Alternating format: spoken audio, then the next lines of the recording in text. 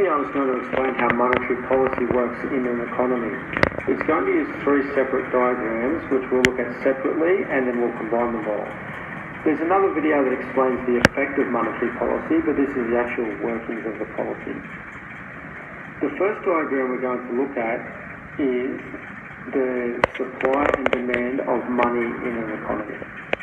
The price and the quantity is shown on the supply and demand diagram just like any other, but the price of money is the interest rate. So the price of you getting money today is the interest rate that you'll have to pay on that money. The demand for money is a downward sloping demand curve. And this is because at lower rates of interest, people will demand higher amounts of money. The supply of money in an economy at any one time is fixed by the government or by a central bank. And so we have a perfectly inelastic money supply, which is a vertical line like this. The interaction of supply and demand for money will leave us with an equilibrium level of interest. And the interest rate, the symbol for an interest rate is just a lowercase r. So this will be the level of interest in the economy. The second diagram we're going to look at is the demand for investment. The demand for investment is a downward sloping curve because as the interest rate falls, people will demand more money.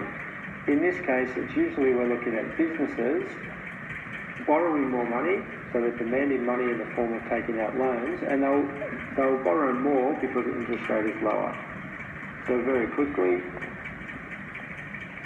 if the interest rate is R1, then the level of investment will be I1. So the level of interest was to fall from R1 to R2. Then we'll have an increase in investment from I1 to I2. And this is why the demand for investment is a downward sloping demand curve. The third diagram we need to look at is an aggregate demand and aggregate supply curve. And this will show the effect of changes in investment on aggregate demand and national income. There is a video about expansionary and contractionary monetary policy in this aggregate demand and aggregate supply model, and it's called expansionary and contractionary policy, monetary policy in an aggregate supply aggregate demand model, and you could watch that to understand this video more.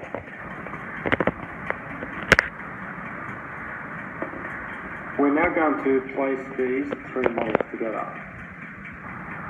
Initially, this is what the level of interest is in the economy, with the supply of money, demand for money, leading to an interest rate of R1. The government decides they're going to enact an expansionary monetary policy.